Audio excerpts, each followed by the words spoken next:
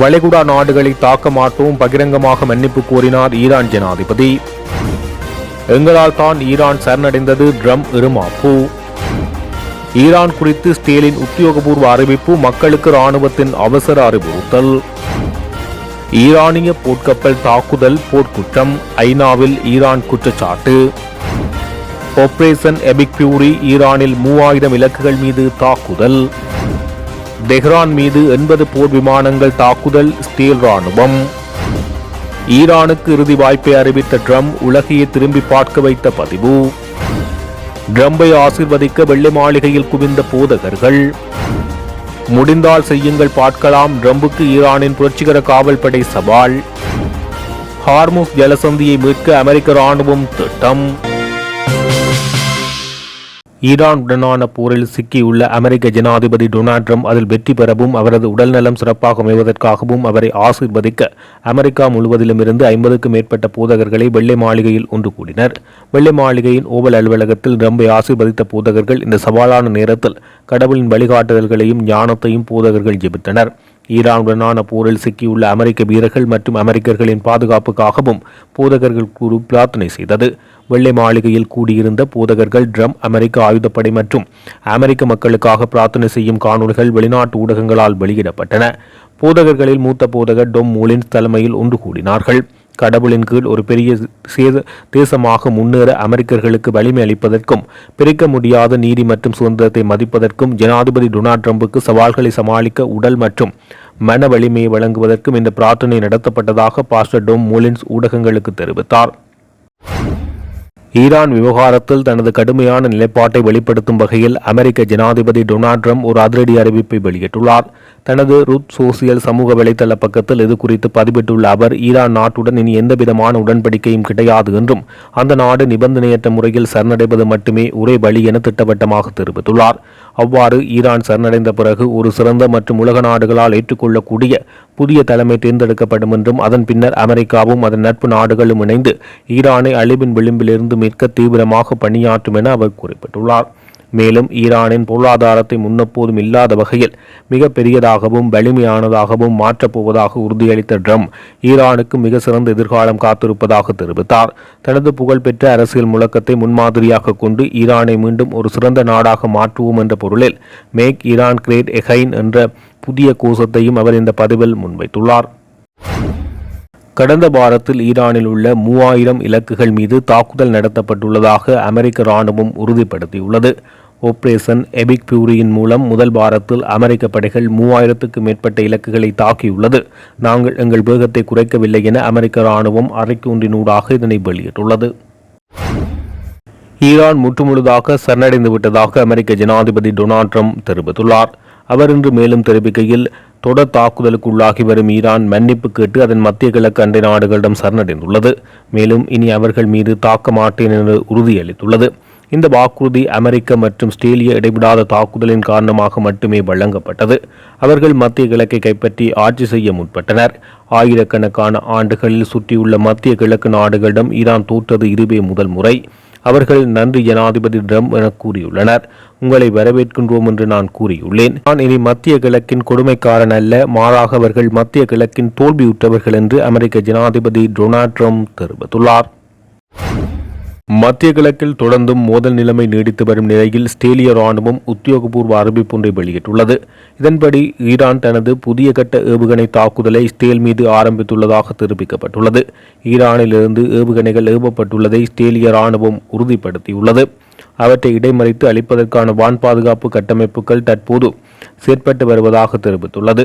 இதேவேளை பாதுகாப்பு கட்டமைப்புகள் இயங்கி வருகின்றதாக தெரிவித்துள்ள ஆஸ்திரேலிய ராணுவம் மக்களை பாதுகாப்பான இடங்களில் இருக்குமாறும் அறிவுறுத்தியுள்ளது. மேலும் அச்சுறுத்தல்களுக்கு உள்ளாகக்கூடிய பகுதிகளில் வசிக்கும் பொதுமக்களின் தொலைபேசிகளுக்கு அவசர எச்சரிக்கை குறுஞ்செய்திகள் அனுப்பப்பட்டுள்ளதாக வெளிநாட்டு ஊடகங்கள் செய்தி வெளியிட்டுள்ளன. மத்திய கிழக்கு பிராந்தியத்தில் போர் பதற்ற நிலைமை மேலும் மோசமடைந்துள்ளது. லெபனான் தலைநகர் பெய்ரூட் மீது இஸ்ரேல் பாதுகாப்பு படைகள் இரவோடு இரவாக புதிய வான்வழி தாக்குதல்களை நடத்தியுள்ளன. இதனையடுத்து ஸ்டேல் மீது ஈரான் ஏவுகணை தாக்குதலை நடத்தியது. இருப்பினும் அச்சுறுத்தல் முடிவுக்கு வந்துவிட்டதாகவும் இதுவரை உயிரிழப்புகள் எதுவும் ஏற்படவில்லை என ஸ்டேலிய அவசர சேவைகள் தெரிவித்துள்ளன.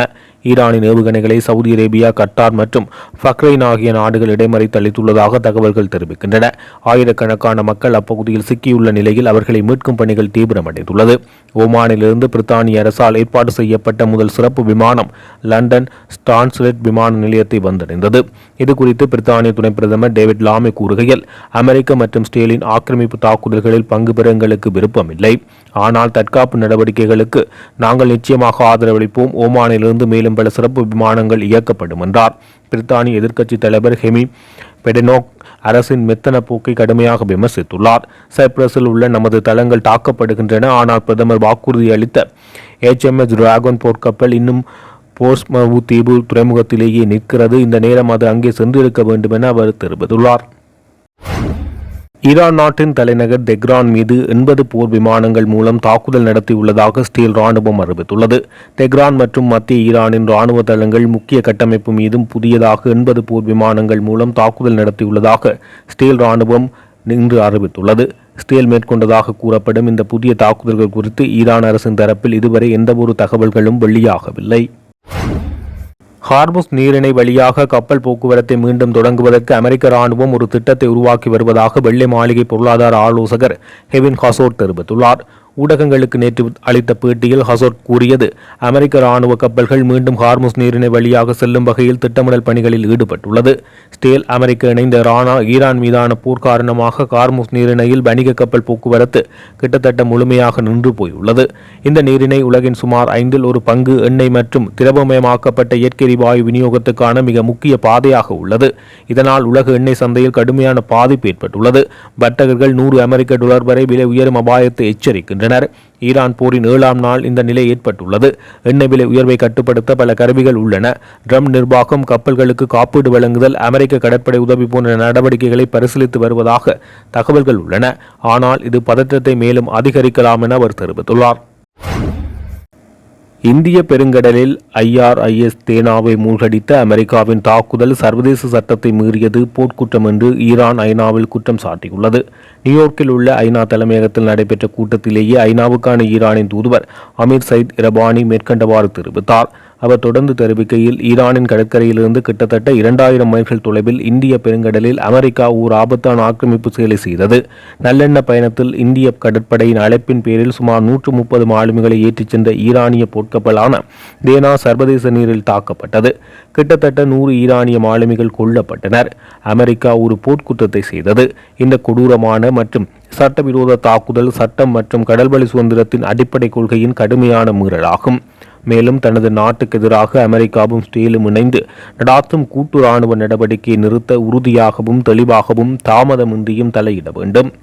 அமெரிக்காவும் ஸ்டேலும் தமது மக்களுக்கு எதிராக செய்து வரும் ஆக்கிரமிப்பு, போர்க்குற்றம் மற்றும் மனித குலத்துக்கு எதிரான குற்றங்களை கண்டிக்க ஐநா பாதுகாப்பு சபை மற்றும் பொது செயலாளரை நாங்கள் மீண்டும் வலியுறுத்துகிறோம். ஈரானுக்கு எதிராகவும் பொதுமக்களுக்கு எதிராகவும் அனைத்து குற்றங்கள் மற்றும் இராணுவ தாக்குதல்களையும் உடனடியாக முடிவுக்கு கொண்டுவர கட்டாயப்படுத்த வேண்டும். சர்வதேச மனிதாபிமான சட்டம் மற்றும் போர்க்குற்றங்களின் மீதான இந்த கடுமையான மீறல்களுக்கு பொறுப்பு குரலை உறுதி செய்ய வேண்டும் என அவர் மேலும் குறிப்பிட்டார். ஐக்கிய அரபு அமீரகம், கட்டார் உள்ளிட்ட வளைகுடா நாடுகளை தாக்க மாட்டோம் என ஈரான் அறிவித்துள்ளது.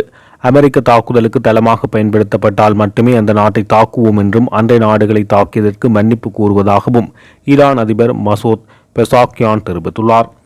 அந்த நாட்டு அரசு தொலைக்காட்சியில் விடுத்துள்ள விசேட காணொளியில் அவர் இதனை குறிப்பிட்டுள்ளதாக சர்வதேச ஊடகங்கள் செய்தி வெளியிட்டுள்ளன. ஈரானுக்கும் அமெரிக்காவுக்கும் இடையேயான அணு ஆயுத பேச்சுவார்த்தையில் முன்னேற்றம் ஏற்படாத நிலையில் அந்த நாட்டின் மீது கடந்த 28ஆம் தேதி அமெரிக்கா ஸ்டேலுடன் சேர்ந்து திடீர் தாக்குதலை நடாத்தியது.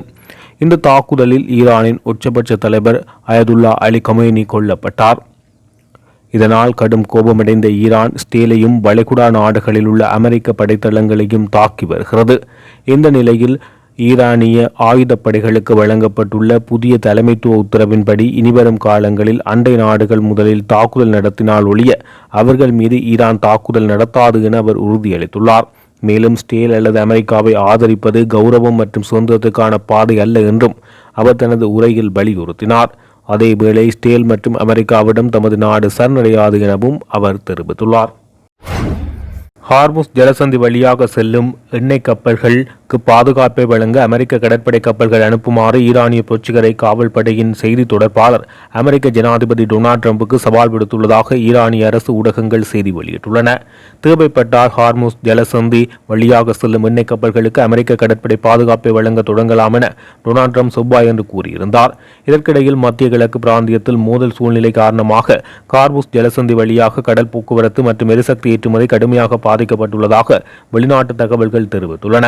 உலகின் மிக முக்கியமான எண்ணெய் கப்பல் பாதைகளில் ஒன்றான ஹார்முஸ் ஜலசந்தி தினமும் அதிகளவான எண்ணெய் கொண்டு செல்லும் ஒரு முக்கிய கப்பல் பாதையாகும். மேலும் எந்தவொரு பாதுகாப்பு கவலைகளும் உலகளாவிய எரிசக்தி சந்தைகளில் குறிப்பிடத்தக்க தாக்கத்தை ஏற்படுத்தக்கூடும் என ஆய்வாளர்கள் கூறுகின்றனர். சனிக்கிழமை அமெரிக்காவும் இஸ்ரேலும் ஈரான் மீது கூட்டு தாக்குதலை நடத்தியதில் இருந்து குறைந்தது 9 கப்பல்கள் தாக்கப்பட்டுள்ளது. மூலோபாய நீர்வழியை கடந்து செல்ல வேண்டாம் என புரட்சிகர காவல்படை கப்பல்களுக்கு உத்தரவிடப்பட்டுள்ளது. உலகின் மிக முக்கியமான எண்ணெய் கப்பல் பாதைகளில் ஒன்றான ஹார்முஸ் ஜலசந்தியில் உள்ள பாதுகாப்பு கவலைகள் உலக எரிசக்தி சந்தைகளில் பெரும் தாக்கத்தை ஏற்படுத்தி வருகின்றன.